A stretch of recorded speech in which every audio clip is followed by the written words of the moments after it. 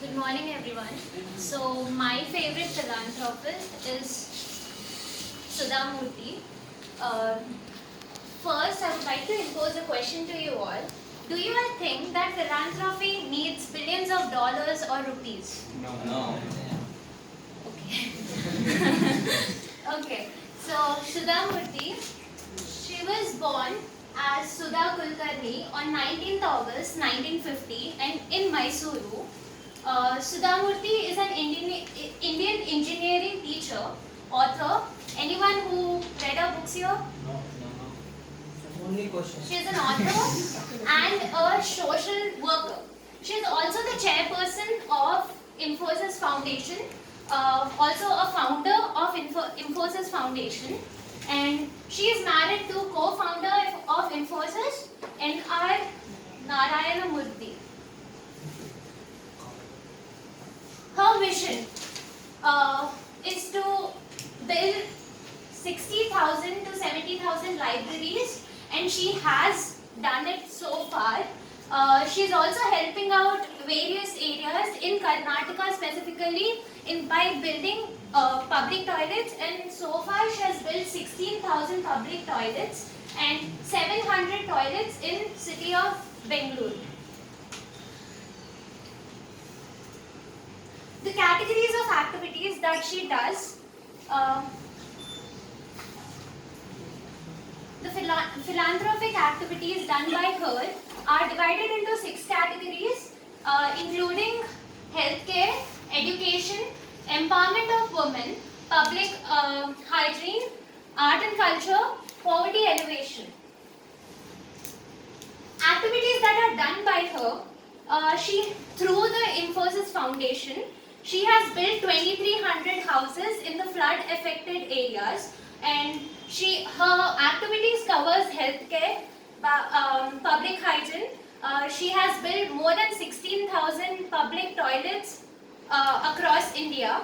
As we all know, that her vision is to build libraries across India. And also she has conducted relief work in areas like Tamil Nadu when it had tsunami, and Gujarat when it was affected by earthquake, and Odisha when it had floods. And also she has taken various initiatives through Infosys Foundation to build hospitals, orphanages and rehabilitation centers.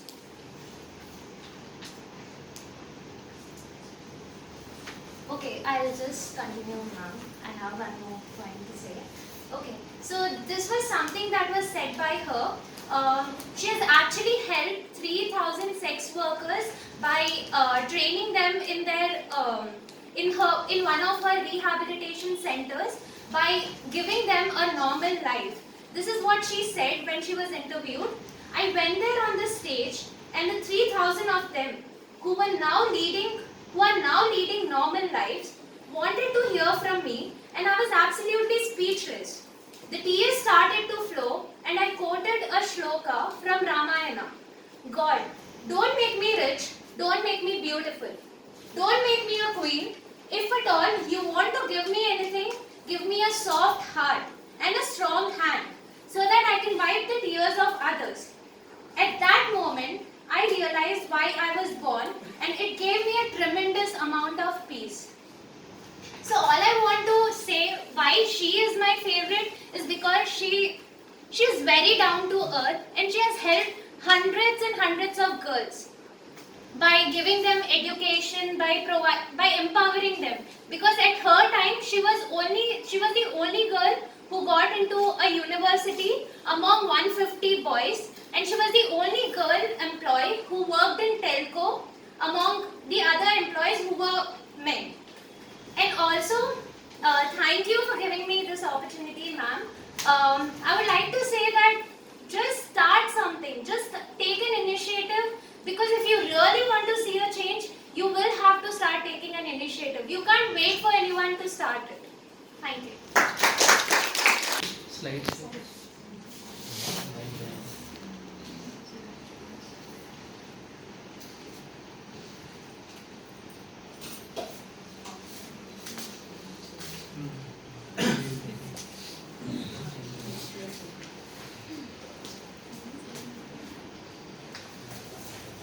Hi everyone, good morning all. I am Suresh. Today the topic of my presentation is about one of the greatest philanthropists, Ratan Tata. As much as possible, I try to complete within 3 minutes. Ratan Tata is an Indian industrialist and also a philanthropist. He was born on 28th December 1937 in Bombay. He completed his graduation in New York City in 1955.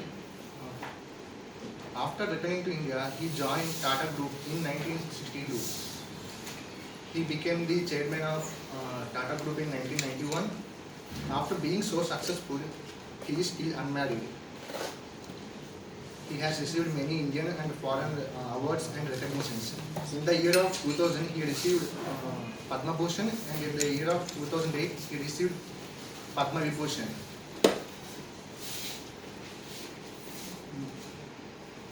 Ratan Tata is doing so many philanthropic aspects, but I selected only 3 of them.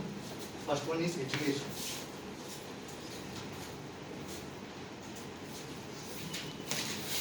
Tata Education and Development Trust, a philanthropic affiliate of the Tata Group, endowed a $28 million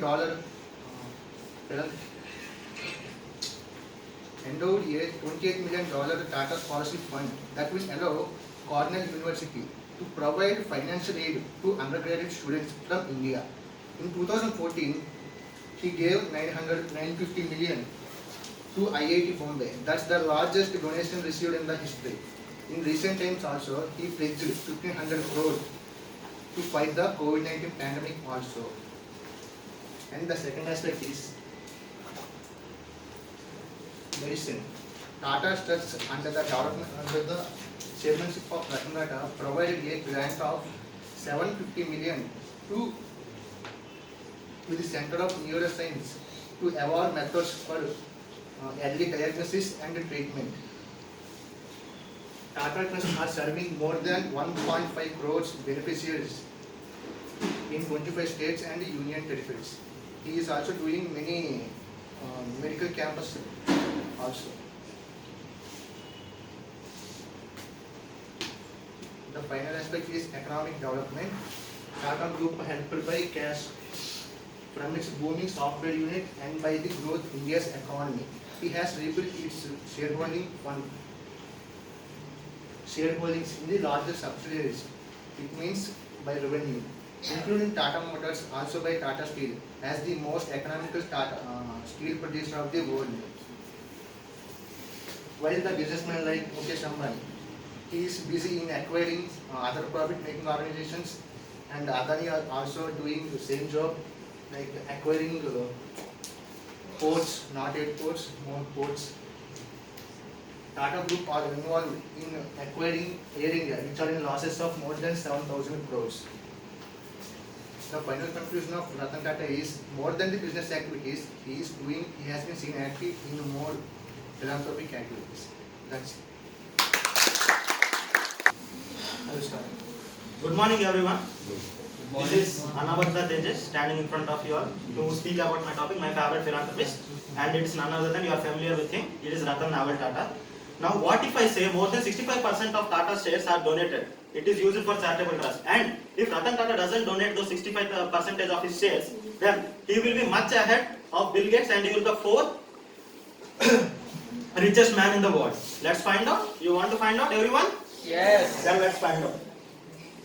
Now, this presentation is divided into 5 parts, like his early life and career, what is his philanthropist life, his awards and achievements, and his interesting facts about him, and why he is my personal favorite. Now, coming to his early life and career, he was born to Naval Tata and Suno on December 28, 1937 in Surat, and he continued his early education in Mumbai. Afterwards, he shifted to Simla. Afterwards, he graduated from New York City in architecture as well as in other programs, and in 1975 he completed his advanced management programs from Harvard University.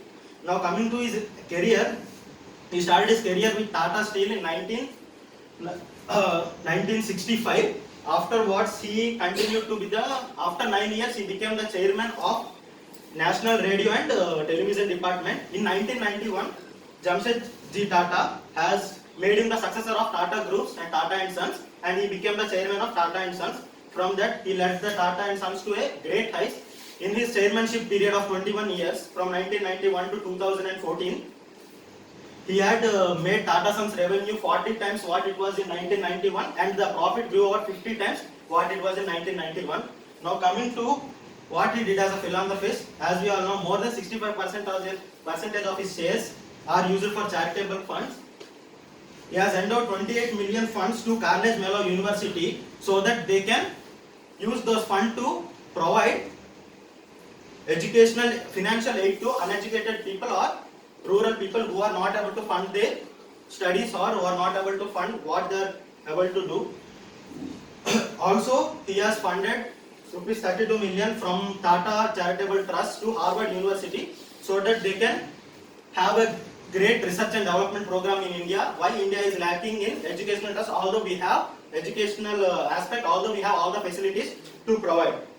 Now recently, as we have also in COVID pandemic too, he came, he had donated 1500 crores first when it was in March 2020 or April 2020. Then it is an interesting fact that he came out in that pandemic, he donated more than 900 crores, which is actually a secret, many people don't know about it, to many various institutes like Mother Teresa Foundation in Kolkata and Saint Church Foundation in Bengaluru and many other things like that. Now coming to his awards and achievements, as my friend Suresh said, he has received Padma Bhushan in 2000 and Padma Vibhushan in 2008, and very recent he has received Assam Vaibhav in 2001 for providing free cancer treatment to many people in Assam and many more activities, and he has become much popular in after 2010 because many other countries have started knowing him, although he was known before, but due to his philanthropic activities has grown from that age. As he has retired from that period, he went and many universities has awarded him. And an interesting fact about him is that Ratan Tata, there is a Tata Hall named in Carnegie Mellon University on his name because from Tata Consultancy Services he has donated $28 million to that university so that they can provide free education to the people who are unable to do social work, who are not able to help themselves, and which is also largest donation made by a company to a university. And many interesting facts about him. Ratan Tata's father, Naval Tata, was adopted by Ratanji Tata, who is the elder son of Jamshedji Tata, and he set a perfect example of generosity and leadership during 26 and 11. Nowadays, we guys see that if a wild dog shouts on us, we run kilometers away. But he, being 75 years of age, he stood there unarmed and raised his voice against the Pakistani soldiers. Please leave them. And also, every year, those 80 employees who were killed in the 26/11 Mumbai attacks, he goes there, all the families, he asks about their well-being, and every year, even in 2020, although the world was closed, these activities was not stopped by him. He went near everyone, asked, how are you, do you need any help, and he came back safely. Now coming to the fact, why he is my personal favorite? The first thing, keeping India before himself. Now a person, if he donates 65% of his shares for charitable trust, then you can know how much he loves India than himself. Now leadership qualities, I have said it before. During 26/11 attacks, what was his role, how he handled the situation, and how he went forward. Now coming to inspirational figure, in 2007 there was an activity, we can go back. In 1999, Ford was the leading car manufacturer in India. So Ratan Tata wanted to sell Tata Motors to Ford. In a meeting of 3 hours, Ratan Tata was humiliated like anything. But still in 2007, when Ford was at bankruptcy stage, Ratan Tata acquired Land Rover, Range Rover and Jaguar cars. And at that time, many intelligent people said that this is the disastrous decision of Ratan Tata's life. This will lead Tata and Sons to a stage where it can't give up. Then Ratan Tata in a press statement, he said that I don't take right decisions or wrong decisions. I take a decision and I make it right. And today we all know in Tata Motors, Land Rover and Range Rover, they provide more than 75% of revenue. Now coming to an end, I think it was good. You guys have listened to me. Thank you for it.